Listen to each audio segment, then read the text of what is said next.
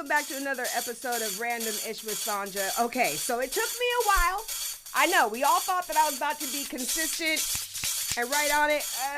We have a lot to plan. The Manifest Your Beauty Fest is happening in like 16 days, but before the big fest, I wanted to sit down and have a conversation with some of the ladies that I feel are muy importante to the entire fest. We're talking about mental health. It's mental health awareness. And, it's like I didn't really want to bring this up, but what's crazy is the time for this Manifest Your Beauty Fest, we're doing this around the time that I lost my dad. And super strong guy, retired Air Force person, and supposedly, I still say that, he took his own life. And I have always, since then, been very curious about mental health and making sure that I don't feel that way one day. I know that sounds a little weird, but, So, before we have this big fest, I wanted to sit down and talk with the ladies of All Around the Hearth. They are mental health therapists and a financial mamma jamma. Helen and Eugenia. Welcome to Randomish, ladies. Hi, thank you for having us. Hi, thank you. You're very welcome. So I know I just they were like, listen, they did not know that I was going to say that. In the intro, they were like, oh my God, is she okay? She just trauma dumped. Well, I feel like it's important for us to sometimes just get right to why in the world is this radio DJ lady wanting to do this mental health fest? What is this info fest about? I feel like every time I talk about it, people are like, oh my gosh, that sounds so great. But then they're looking at me like, did you say you were a DJ? Like, wait, why do you want to do this? And it's because there's a lot of factors in life, right, that play into how we end up living life. And I've seen a lot in this travels that I've had, and I just feel like our mental health, I'm so happy that the world is like recognizing how you feel and what you're going through. Which is all valid. It's important. Extremely important, and you need to be validated because for a lot of the time, most of the time, women's feelings were just brushed under the rug, if you will. You just need to have sex. That's gonna make you happy. Smile. Why are you so gloomy? Yeah. And that's how I was brought up as a kid. And I'm like, why don't you say that to my brother? Why don't they get to be? Why don't you say that to them? So I started from a young age feeling like something ain't right here. And I was like, no, I want to do it my way. You have to wear a skirt, but I don't want to. Okay. So I started asserting myself in a family dynamic where women, even though it's a matriarchal type of family, and women run it, women still have a very specific role to play. And I was like, no, not me. I love that. I love that because it's all about finding out who we are. I feel like, our generation, is a little different. And now, of course, every generation, they change things, they bring things into light. But I really feel like our generation has kind of been like, we're not going to just accept the traditions. We want to question things. And dang it, this is who I am. And you going to know about it. Absolutely. It's hard because our generation was I wouldn't say the first generation because we have to give, credit to all the women before us because the 70s was a big women's rights movement. We finally got voting rights. Right? Insane that was not that long ago. You know what I'm saying? 1920? I think no, I think it was a little bit after. Are you serious? Yeah, or was it? 60s. It was 19. It was the 60s. So the women's. Right after the civil rights movement too. Are you serious? Wait a minute. So it started in the 20s and it didn't. Yeah, because there was this whole controversy between civil rights and women's rights. I am screaming. Yeah, and women didn't even have the right to own property until around the same time, I believe the 1950s. I know that there's still some laws that are on the books about women owning property, and I know that I've heard that mortgage people, it's not something that they can legally say, but if you're a single woman looking for a home, it's easier if you're a couple. Yes.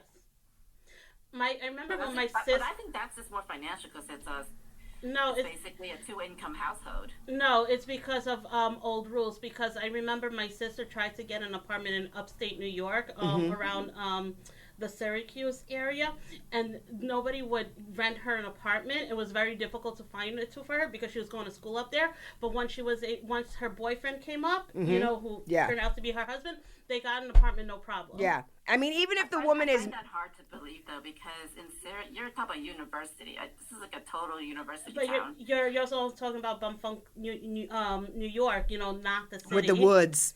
Yes. Yeah, yeah. I think that it's a very interesting thing that, women have had to. I have not watched any of the, and I don't think I say it even correctly. Is it Burgington? Oh my God. Sorry, Shondaland.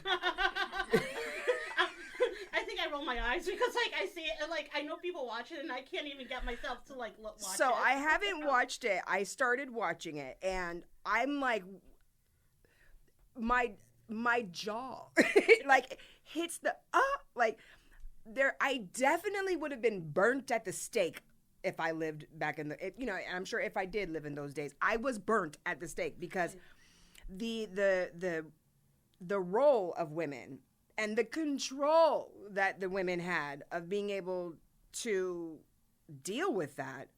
Oh my gosh. Yeah. That's like back in those days, authors some of the female authors took up men names because they couldn't make money off of their writing if they were women. Right, because you'd be considered a witch. That's how they were. But it was because if you're a female living by yourself, you're a witch. You can't do this. I was Uber driving, before the pandemic, right? Mm-hmm. So I would DJ, I would Uber drive. And I met this woman, I think I was taken to Avon, and I was, first of all, nobody wanted to drive to Avon, okay? Once I saw where I was going, I was, scared, okay? All right? Because, So she got in the car, and we were talking, and I was like, hey, I think I heard something about, there was a witch trial out here in Avon or something like that.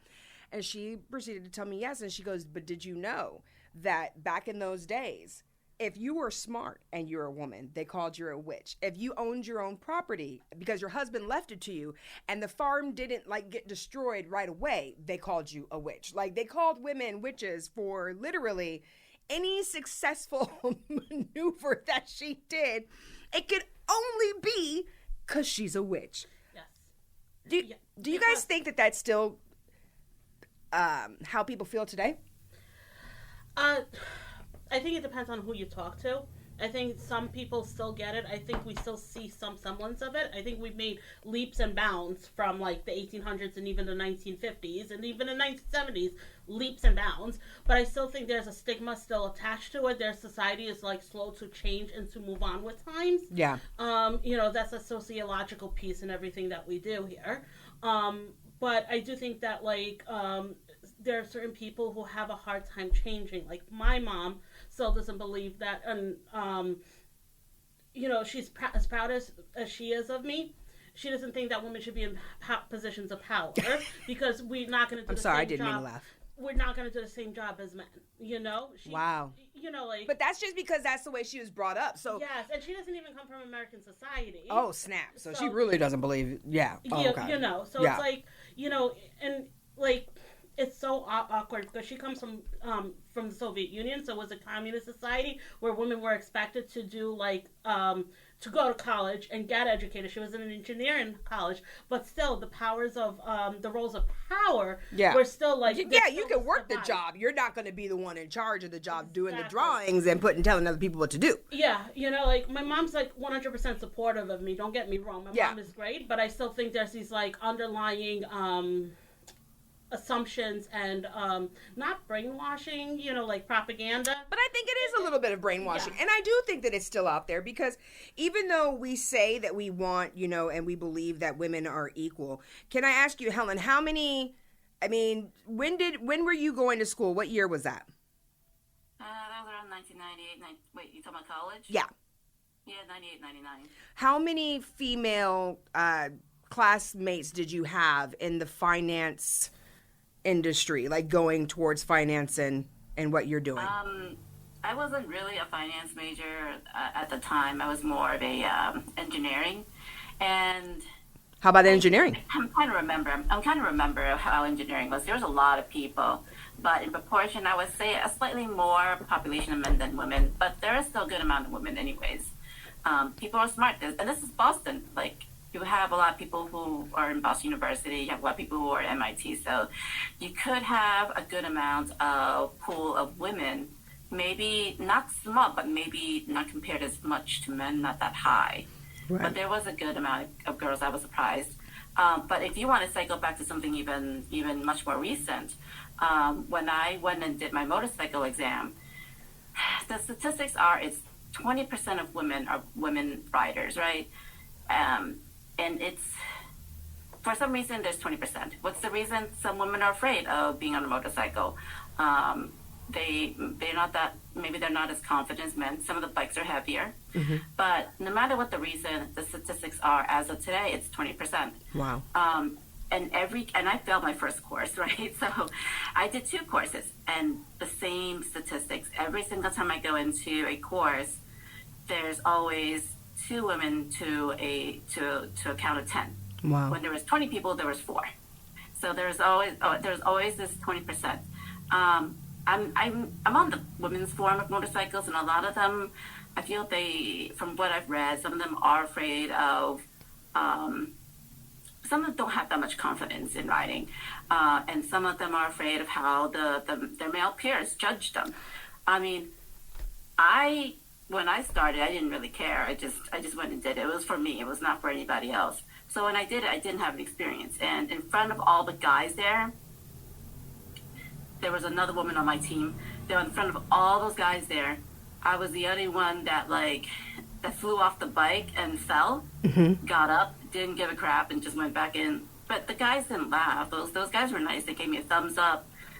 You know, just they were happy that I actually stuck throughout the whole day. Right. So, I mean, I feel like I don't think they would have called me a witch. Right.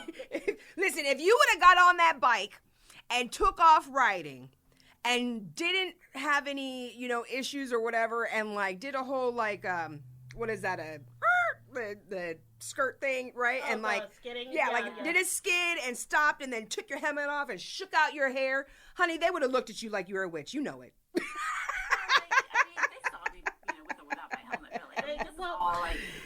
Yeah, but they would. No, she's talking about if you got on there and without any experience, you were able to 100% blow their minds off. They'd be shocked at you. Not so much that you were good, but that you were a woman. That you were a woman and that you were that good.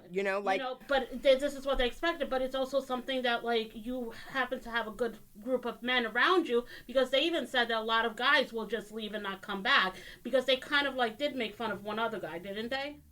Oh yeah. Well, I judged him too a little bit, but. So should he, right? But this one guy, he couldn't get the coordination stuff right, and then just stuff. I had that hesitation too. When I fell, I was like, oh my god, I got 5 more hours of this. Can I really stick on? And I was shaking my knees because other things can happen, like me falling again. But it is what it is. I just did what I had to do. But I don't know about the other guy. Some people, both men and women, they can't on certain situations when this is such a heavy thing to deal with. It's okay for them to step out. I mean, maybe they're not ready. Maybe they'll be ready next time. Yeah. I mean, I don't think everybody is meant to be a motorcycle rider. This is, using the motorcycle is a very, very specific instance. And first and foremost, by the way, I have always wanted to ride motorcycles, and always whenever I do see a female on a bike by herself, I'm honking, waving, you go girl, you know what I'm saying, doing all of that, because the motorcycle is a symbol of freedom, It's a symbol of independence, it's a symbol of strength, because it is a heavy machine, and it's a machine that, is you have to delicately know the intricacies of the machine. And like, as I've heard, you got to be a part of the machine in order to, ride correctly, you know what I mean? And safely, you know? So the simple fact that you're doing that is not everybody's capable of doing that, first of all. You know what I mean? So that's takes a lot of moxie to even get on a motorcycle. I'm loving that that's what you're doing right now. So to Helen for hopping on a motorcycle, okay, and learning how to ride. That's super awesome.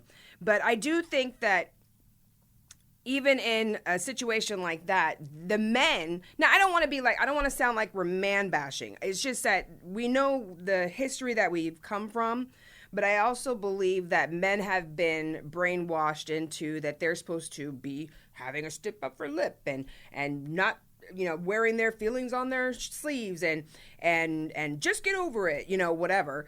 And so some of the behaviors that we've seen from men has just been propaganda. And I do feel like with our generation, the guys who were watching, what was that? My So-Called Life on MTV when we were growing up, that generation, we are making changes. Those guys, they got the hair buns and, they're like, they're dressing in steampunk and they're eating organic foods and they are attacking the macho, the toxic masculinity in ways that they can, Yeah. And so I'm sure that all of those guys who were there at that class were probably like, yeah, on the inside that you were a female there to learn how to ride a motorcycle, Did you feel that?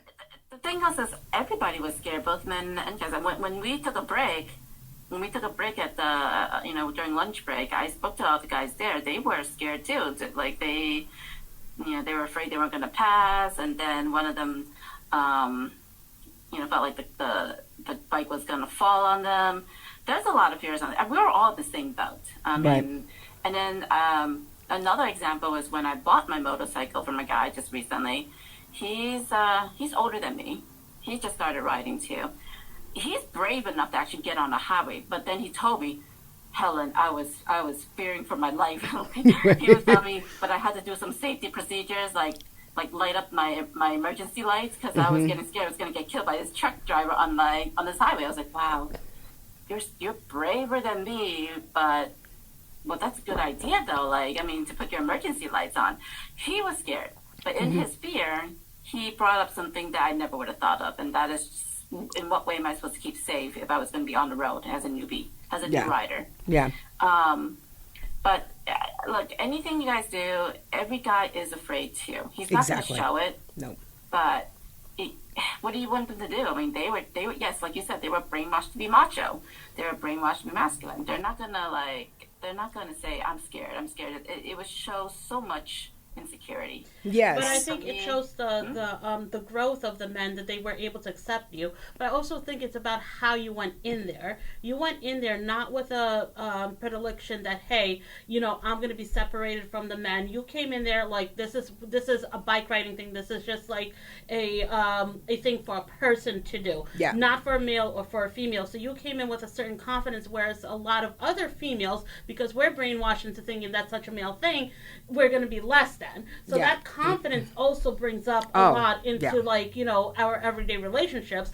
It's how we feel in that situation. And you're never judging and you're not like, oh, I'm going to be with this person or with that person. You came in there saying, no, I'm just going to be a person riding a motorcycle, not a woman riding a motorcycle. And I think that's where a lot of the change needs to keep happening. I already added the fact that some of these guys, there's going to be a lot of guys. Some of these guys may be maybe sexist. Some of these guys may be like, what do you call it? Trying to make a hit on you. Yeah. Or some of these guys may laugh at you because they're haughty. They know this stuff more than a woman. I came in accepting that there are guys going to be like that. Yeah, there are guys going to be like that, but I'm just going to go in for a ride. I'm not here for you. Right. You're my team right now, so whether or not you want to help me is up to you, but I just don't care at this point. I got a timeline to do. I got to get this done in 5 hours. Got to get back to my daughters. Got to cook. Come back again for the next day. Come on, Helen. Come on. Come on, Helen. You know what? But, I feel like what's great is that as the beginning of this conversation started, right? Talking about how women have been, all of the climbs that we've made and the changes that we've made. And sometimes it can feel like it's not that much, but having this conversation and having it evolve into the motorcycle riding, I feel like is the perfect metaphor for about how, because we all believe that riding motorcycles is a very macho type of a thing, right? Even as women who maybe love motorcycles, a lot of the times you see women on the back of the motorcycle, you know what I mean? And so even those women are still brave because you're still getting on a bike, like you might not be the one driving, but you're still brave for doing it, right? But the simple fact that you walked into the motorcycle class, like, you've got this goal and intention. And then even though we all know that there's men that are sexist, racist, whatever, misogynistic, all of it, right? You still went in and had a great experience, which goes to show that we are striving and making differences. And one of the things that I feel like is important and why I brought my dad up is because women, I just feel like women are stronger than men because we've been having to deal with crazy crap forever, right?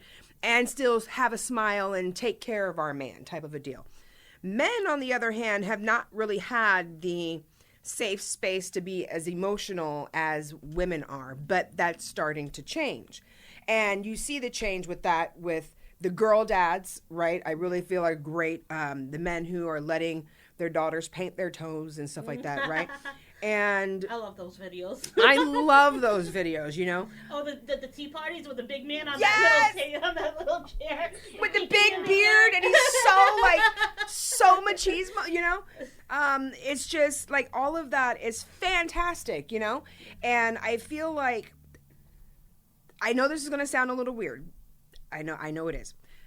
But I feel like it's up to us women to make a safe space for men so that they can catch up emotionally and then we can have a different society. You know what I mean? Like, I feel like we have to be the ones that hold this safe space for guys. And that's kind of like with this Manifest Beauty Fest, people have asked me, oh, is this like a woman thing? Oh, guys go, oh, but I'm not beautiful like you. And I'm like, we're not talking about that kind of beauty. You know what I mean? Because when you are happy, your heart shines, you have joy, and you are beautiful, male or female. You know what I mean? And that's what we're looking for. Do you, shifting a little, gears to a little more of a serious conversation about the men, do you guys find that you have an equal balance of male and female patients, or is it more women? Individually, I would say it's more women. Mm-hmm. I do have, some men, and I have couples, and a lot of the times it's mostly the men calling in for the couples. Really? Yeah. Speak on that for a moment. So I think a lot of it is like, and I remember doing this with my husband too. Like, we need to go see a therapist, and pushing him until giving him the opportunity to show that he's serious about it. Okay. That he wants to keep the relationship. And so I do feel like that happens with some of the relationships too. Like, okay, I don't know if it's because the man has it's under, the policy is under their name type of thing, but they have their own cards too. So I could put it under anybody. But I usually end up putting it on the men because the man is the one who comes and requests the therapy. I personally, I do love that. I hope that it's not because they're under duress of, you better go get us in therapy or else I'm leaving you. Right? Like, I hope it's not because of that. I hope it's because, that they are just like, you know what? I do need help with this situation. I love this woman, but she keeps yelling at me and I don't know what to do, So that's very interesting, and I feel very hopeful. Yeah. So when it comes to guys, now I know of course we have the HIPAA, and so we don't want to delve into any one patient's episodes or anything like that, but do you guys feel that men are dealing with their emotions the same way as women do, or are men just is it true this whole men are from, what is it, men are from Mars, women are from Venus? Yeah.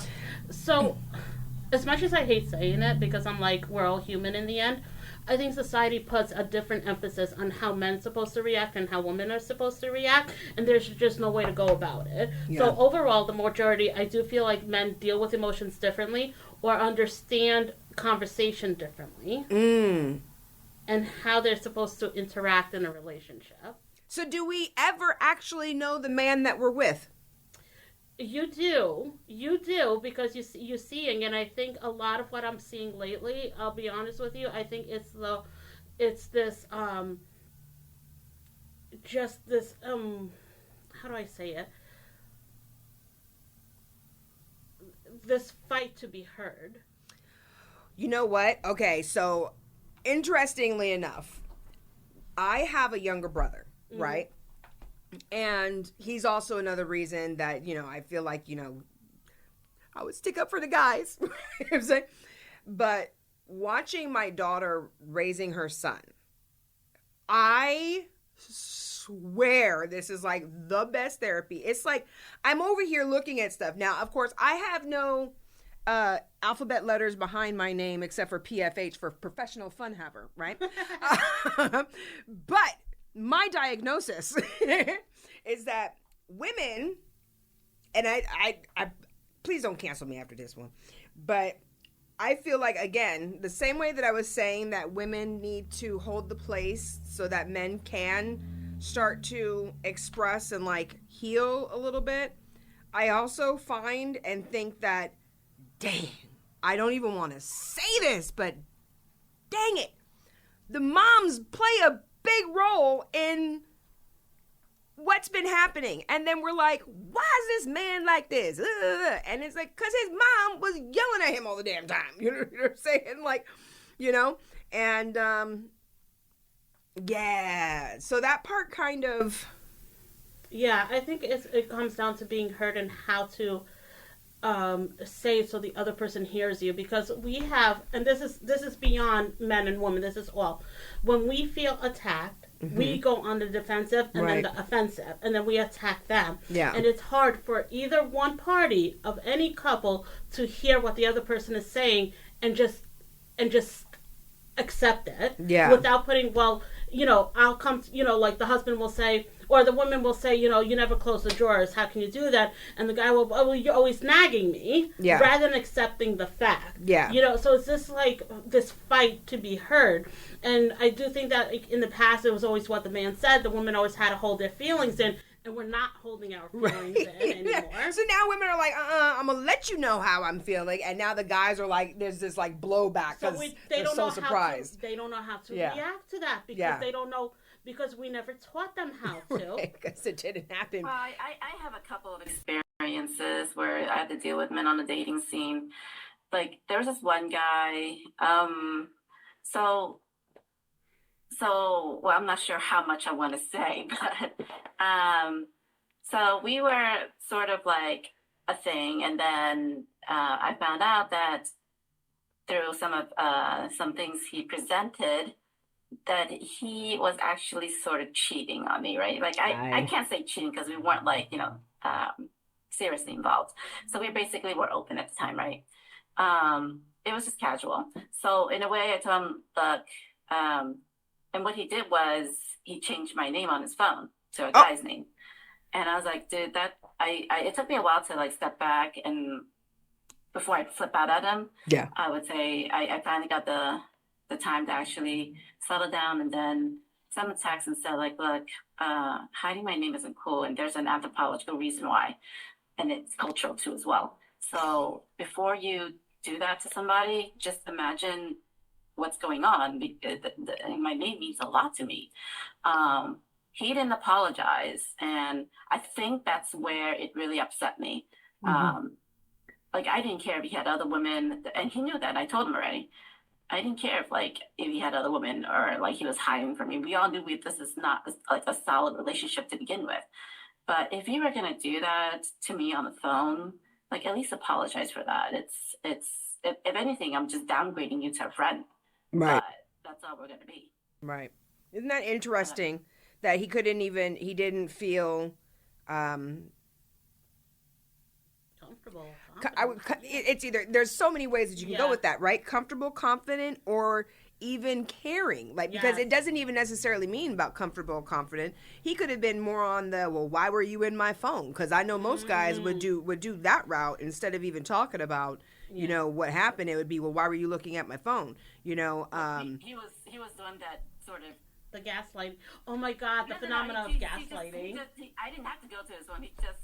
He just exposed it to me. Right, it was just there. Like, guys are, I wasn't even looking. I didn't even care. I mean, but again, that's just one instance, and I think in a way, we're still in contact because he hasn't blocked me, which is interesting. I would have thought that after that he would have we would have just blocked each other. I would have done that to him, but I didn't have time to. There was another guy that I was seeing, and he and of course the same thing. It was nothing solid. I knew about his other relationships. He knew about mine. So between me and him, this was more on friendlier terms, and he told me there were a lot of things about sex he never understood because he didn't understand his other partners. He never knew what his partners wanted. They never expressed it to him. Oh, wow. And then I told him, oh, okay, well, I'm not sure about the other girls, but this is how I feel when we're in the bedroom together, blah, blah, blah, blah. And you're not bad, da, da, da, da. And this is how I like things, da, da, da, da. And he was amazed to hear that this is the mindset coming from a woman. Like, he was telling me, I never knew that. Because everything that I learned about sex education was from high school or from, like, you know, when he watches porn. Yeah. And I was like, yeah, porn doesn't tell you everything. But let me just let you know, this is me. I'm not sure about the other girls. Everybody has different tolerance levels. Everybody has different, like, interests and likes of what they want to do in bed. But this is me. So I just want you to be comfortable talking to me, asking me if this is okay or not. But don't judge me based on my expressions. Like, don't misunderstand the expressions of if I decide to not see you the next couple of days. It's just good to talk. Yeah. And he was actually appreciative of that. And he told me, like, you know, of all the people he's been with, I was the first that he feels he knows more of. Wow. You know, but that doesn't mean we're romantic in some ways, and, you know, that doesn't mean we're romantic in any way just because he knows me now. It's just that he feels a little bit more trusting, and I feel I trust him. And that's the thing. It may not be romantic, but it's a lot of trust. And that's important. I feel like in all of our relationships, right, is being able to have a feeling of whether you're romantically involved in or not, and whether it's of the same gender or not, you want to feel like you can express yourself and be heard and be accepted, right? And it's not that a person, and I feel like sometimes people get that misunderstood, right? Is that just because you're accepting what somebody is saying doesn't mean that you have to be like, I totally agree with that. And I think that what you're doing is fantastic. And I'm going to start doing it too. Like, that's not what it means, you know? It's accepting the other person's opinion, that they do have an opinion and that it's okay. And that it's not a one-way highway here. Yeah. You know, it's, you know, because, like, Helen brings up a good point. You know, like, I remember, like, not having the sex talk with my parents and expecting, you know, the guy is going to be the one to do it all. Right. You know what I think we're brought up in this thing. The guy needs to know, even in, like, you know, TV and, like, you know, I don't want to call it soft porn, but just, like, you know, regular, you know, blockbusters. Yeah. Is the guy knowing everything and the woman just lays back and enjoys it. You know, and real life is not like that. That part's got to change. That part has got to change. You know what? Okay, I do have a question. This is a little off, but, you know, and maybe it's just the people that I'm messing with, because I was watching a comedian, I think it was Sinbad. It was Sinbad yesterday, and he was saying, you know, he was talking to the couples in the crowd, and he was asking them, and one couple was saying, the lady was like, oh my God, he humps me at night, right? And so Sinbad was like, well, why don't you just give him some? He'll probably stop, you know, doing that to you or whatever, right? And then he, you know, jokingly later on was saying, you know what, you really want to mess him up, you be ready. Like, when he walks into the room, you jump on him like you're ready. And because he's a guy, he's going to go, oh, you know what I'm saying? Then, and I started cracking up because I feel like, I don't know if that's your experiences, and we're not trying to get there too deeply, but I kind of feel like that's how guys are, that if you initiate things, it freaks them out, Well, even in a relationship. Some guys, yes, they want to be dominant, but some guys do want you to take some initiative, not just waiting there to be done. They want you to react too. They want you to actually, act on their reaction. They want you to be part of this game in bed. Yeah. Not feel like you're the victim. Not feel like, because the one thing that turns a guy off in bed, and this is what I asked from a couple of them, was if a girl doesn't truly feel great about it, it turns him off too. He doesn't even want to do anything. Right. And that's the thing. You have, as a woman, if you like him enough, and this is why sex is kind of important in a relationship. You have to be able to enjoy it with him. And you don't have to force enjoy. Do you enjoy it is the question. If you enjoy it, it should be okay. It should come in fluidly. But a guy shouldn't feel like he was the he was the one, asking you to do this or forcing you to do that. He doesn't want to be. But then what is your relationship then? What is your relationship? I'm most finding that, like, as much as I hate, there's it's not a man versus woman thing, but I do find that at a certain time, men seem to have more of the libido, and they are the ones asking more because the woman is just exhausted.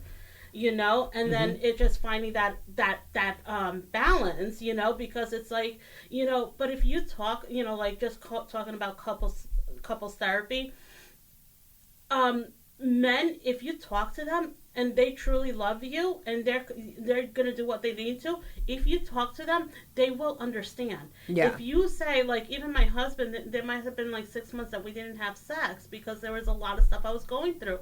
It hurt him, but he was so fucking supportive of me. I don't know if I could curse on your channel. Yeah. We are real up on this one.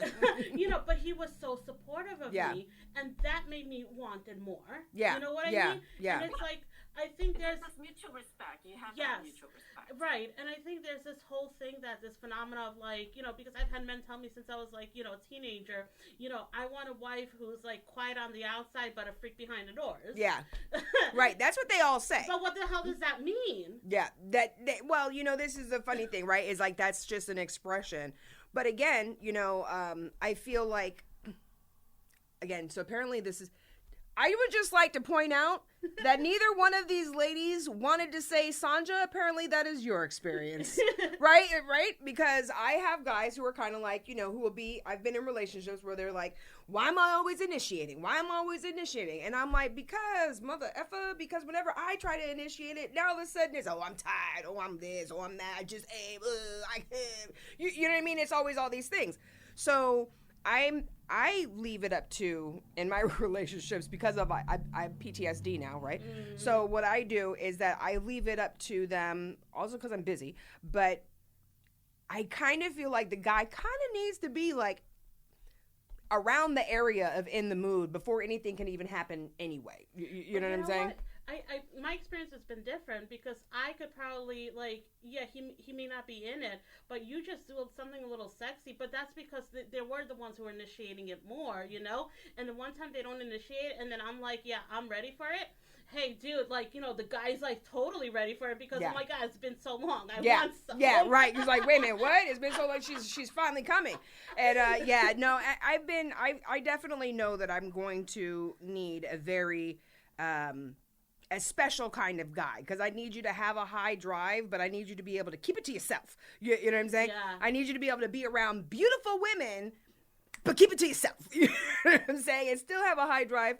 And so me personally, I haven't found my, the X marks the perfect spot yet, but I'm fine with that. I'm kind of like, I'll get there. You know what I'm saying? I'm pretty sure. But it's also hard for you because you've had all these experiences. Like, I know you're kind of like throwing PTSD as like but it kind of really is. If you think about what PTSD is and the responses our bodies have. It does. It's like, do I even say anything? Because, I'm so traumatized because every time I said something. I said something to you over here acting like, I'm not a piece of meat, Sanja. Like, yes, you are.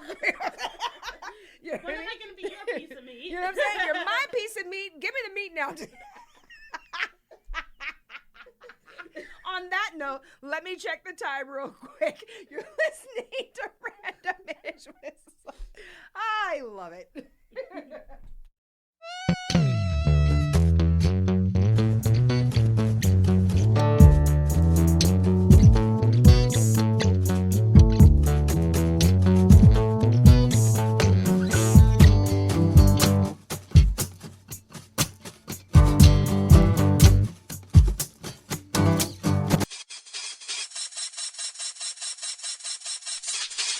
And welcome back to Random-ish with Sandra. How you doing? So I've got the ladies of All Around the Hearth with me, Eugenia and Helen.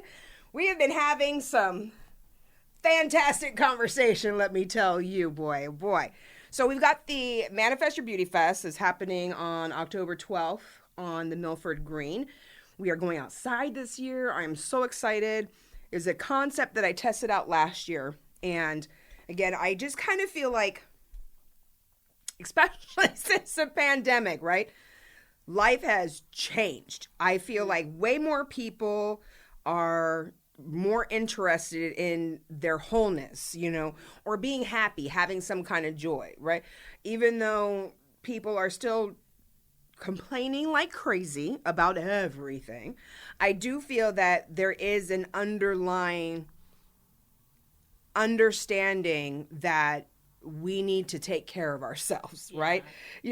And whether that be through fitness, whether that be through mental health, obviously financially as well. That became very abundantly clear to a lot of people, I think, during the pandemic, is that our finances is something that we actually kind of need to really pay attention to, and then, of course, the mental health and our relationships, because people got stuck in the house together. Yeah. Now, I know it's been, 3 years since the end of 2020, right? But it feels like yesterday to me, right? It doesn't really feel like, I feel like there's been like we're kind of in a twilight zone a little bit, right? There's been so much change in the past 4 years, with society, I think, becoming aware, even though we should have already all known this, but that we're one. No matter what you look like, no matter whether you're rich, poor, whatever in between, COVID hit every freaking body, It did. And I feel like it's time for us to create new avenues of expression, of creativity, expression of our emotions, and I'm hoping that with this fest, it provides a seed for people who are curious. They see things on the internet and they're like, yeah, I like this little positive thing. They hear the TikTok gurus giving out little information and advice, and they're like, yeah, I can kind of resonate with that. I'd like to think of this fest as being a positive TikTok or Instagram feed in real life, right? So 'cause you guys are going to come out and you're going to talk about a couple of things. What will be the theme of the conversation that you're going to be tackling? So we're actually going to do a skit. I love it. So so here's the thing. Me and Helen come from two different places. I like to improv. She needs things scripted. Written documentation. Yeah. So when she said skit, she actually meant a script for the speech. And then I'm like, what do you mean skit? And then I'm like, no, this is great. I'm gonna go so fast with this. And so my skit is a lot of improv. And she was coming back at me, what do you mean? So I'm trying to explain it to her differently.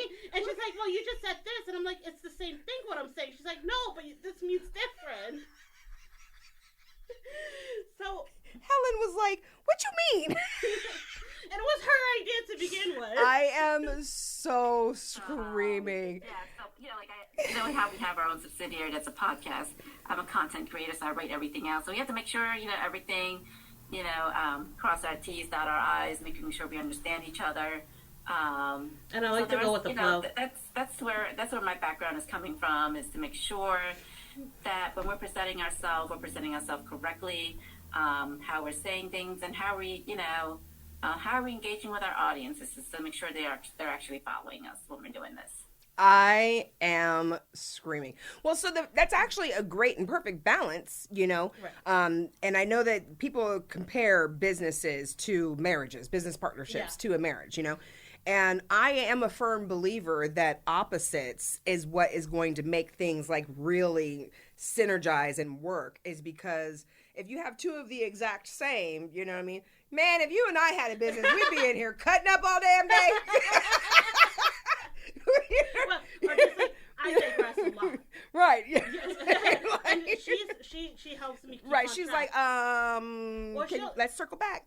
Or she'll come up with an idea, and I'm like, what the hell are you talking about? And then I take some time to think about it. I'm like, oh, wait, this actually makes sense, because then I go even further out into the field. Right. Exactly. And she's like, wait, that's not what I was talking about. But I'm like, but that makes perfect sense in my head. Right. It all works together. I love that. And I'm like a therapist, so like I can't script my sessions. Yeah, right. So I get used to like improving on the moment, because I have a question and I want you to answer a certain way, and you're not, I'm stuck. Exactly. Right? Yeah. But how do I turn it around to get my point across? Exactly. So like, this is going to be a fun skit. I am so excited about when you told me that you were doing a skit.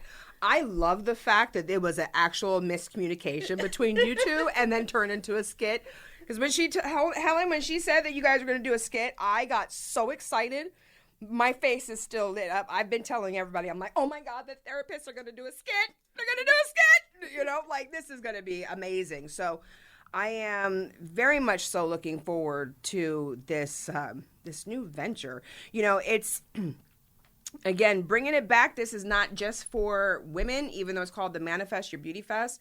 This is for everybody. And I do have some men in my skit too. Oh, good, wonderful. That so makes me so happy. It's not just a female or a men thing. It's just I love kind this. of like, because honestly, when I was like, we were developing it, we realized that some of the issues both men and women face are kind of the same. They really are. They are. So, like, bringing it up, it's just that how you're going to express it in the session. I'm not going to go into all that into the skit, because that's just diving too into it. I just want to keep it, like, nice and broad. Like, hey, these are the issues we're all facing. Yeah, I think that's fantastic, because one of the things that I have picked up on, being fortunate to live in so many different states, and have parents in the Air Force, gave me that, like, kind of eagerness for change, a little bit, a change of scenery. Like, I just got to go to another state. You know what I mean? Yeah.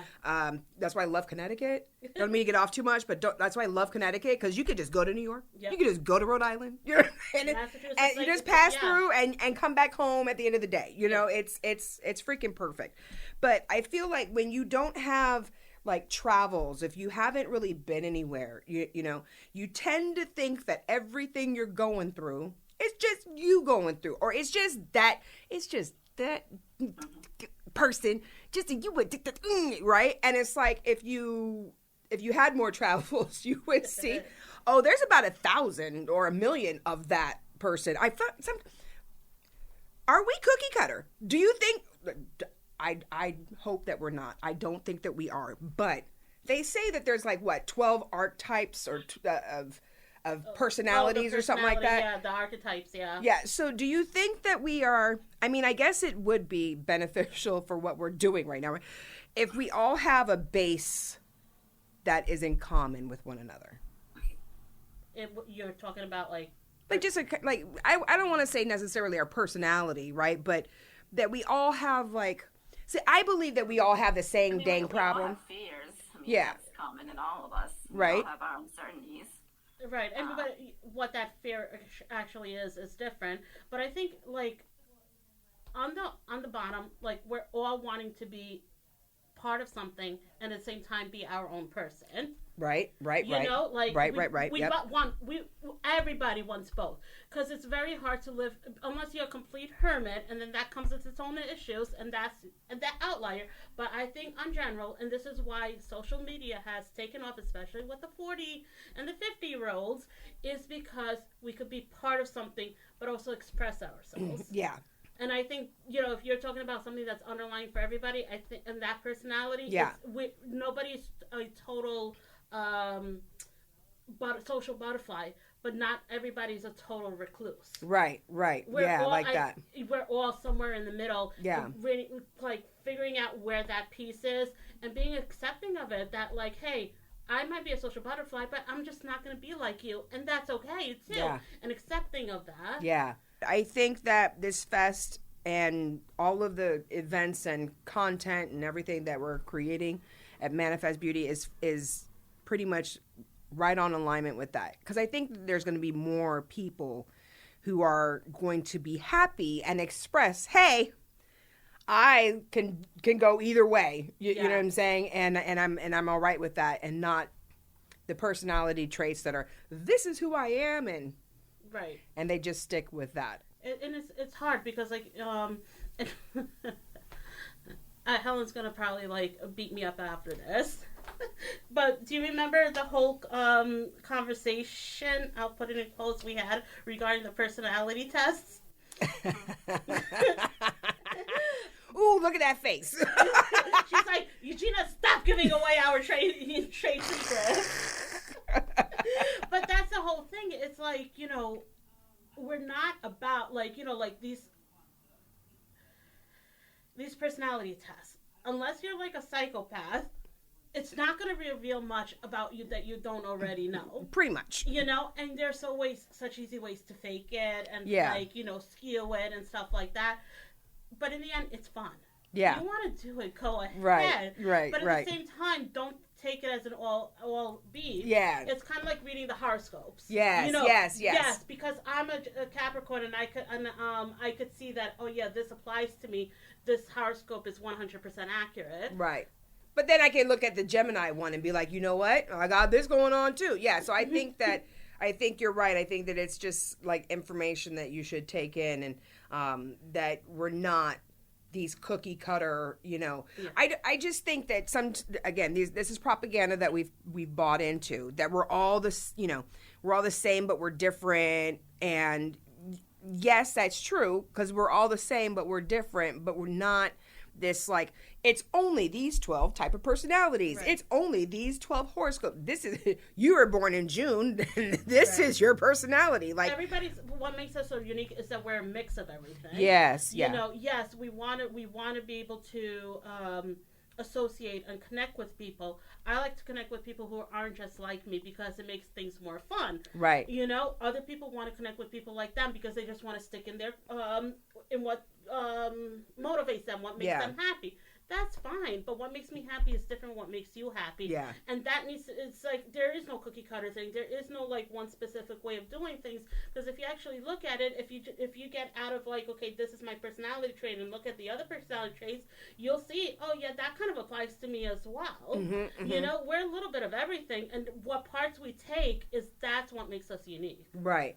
And so the personality test, I think there's the 12 archetypes, and then I think I saw another one was like the letters, the combo MMPI, letter EIG, something. Extrovert, introvert. Yeah, and like then like some in between type of things. Yeah, I sometimes I feel like we just want to have. I mean, I get it. We're a society, so we want to have like the box, and we want to have, you know, the 1, 2, 3, 4, 5, 6, have things labeled and sorted. Yeah. You know, I get that, but I do feel like we are moving to a place where we are understanding that although we're alike, I like to compare us to trees of what we should be, right? Is that we're individual trees, but underneath the ground, we are all working together and feeding each other and communicating with one another. Yeah. But we're not on the outside.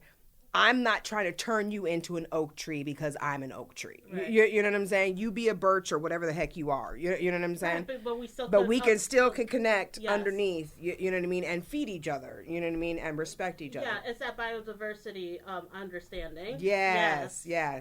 So I am looking forward to seeing you guys. So this has been a great conversation. You guys are really awesome. I really appreciate the vulnerability and the openness, you know. I love where this conversation went. This was more than I could ask for. I wasn't sure what this was gonna turn into. I'm really happy that it turned more personal, because I did not exactly want it to be just a business conversation about mental health. You know what I mean? Like, I wanted to have, like, you know, I like to have conversations with my guests. You know what I'm saying? So this was absolutely fantastic. It was wonderful. I am so looking forward to this skit. Oh my gosh, I'm so looking forward to this skit. And will you let everybody know, like, where you guys are at? How can they find you on the web? And you guys do services too, so people can see you from anywhere. I don't really do that because I don't have a platform yet that I can use, because I'm not going to use Google Meet because it's not HIPAA compliant. You can't do that. So oh my gosh, I was just at this Westport startup meeting thingy, and this guy was makes a software app that is HIPAA compliant, really, and is for healthcare professionals. And when he was saying that, I was like, oh, I wonder if I should introduce him to Around the Hearth. But now that you just said that, I'm going to send you their information. They're right here in Connecticut, and it's a software. Oh, nice. Yeah. Yeah. So we're around www.aroundthehearthllc.com. Love it. We're on Facebook. We're on LinkedIn. And we're right on 13 Cherry Street. Right down the road from downtown Milford. Where the fest is gonna be. Yeah. Basically, I'll park my car here and just walk over. I love that. I am so excited. Well, Helen, so appreciate you hopping on and sharing that motorcycle story. That just, you go, girl. That's all I gotta say. Also, we also do the podcast Talk Around the Yes, Hearth. please talk about the podcast real quick. Yeah, so it's just a lot of different information that we want to bring out to like destigmatize mental health, but also like let people's stories like take control and just kind of like have these conversations, different topics. We're just spreading social awareness that's relating to mental health.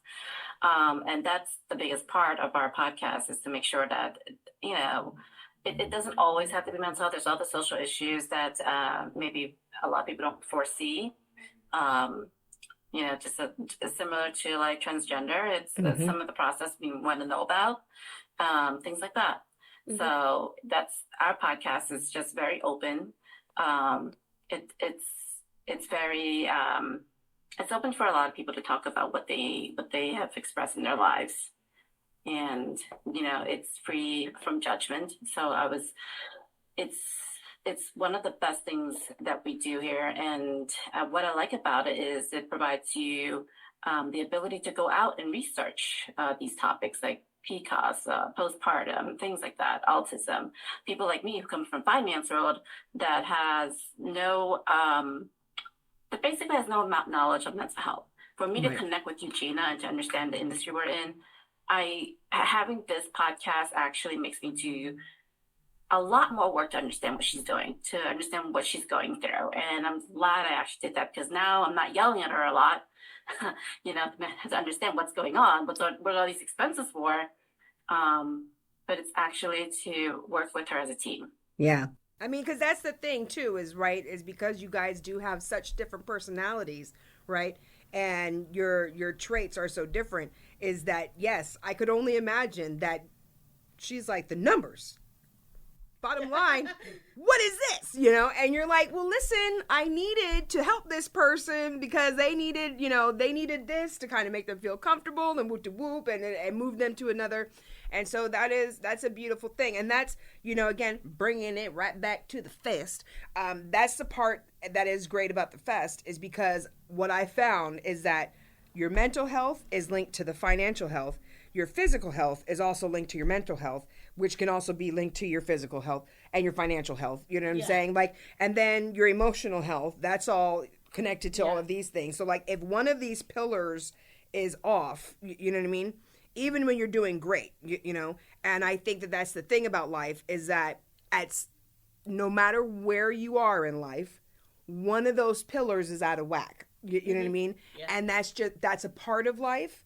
And it's always, I heard the airplane that pilots, when they're flying the airplane, it's not that they're directing the airplane where to go, but that the path has already been chosen, and that what they're doing is correcting the airplane back to the path. Oh, yes, I heard about that. You know what I mean? That it's not that you're, and I feel like that's what we need to start doing in our life, right? Yeah. It's not so much trying to get that one goal, you know what I'm saying? Just, we're already, honey, babe, we're all already on a path that we're going on, right? Yeah. We just need to be making these fine-tuned, corrections, to keep us on that track. Yeah. Yeah, Yeah. See, look at how we wrap that up. Yeah. Look how we wrap that right on up right there. You see that? Ladies, it was fantastic talking with you guys. I cannot wait to see this skit. Thank you. And you know what? I'm definitely going to be asking you guys about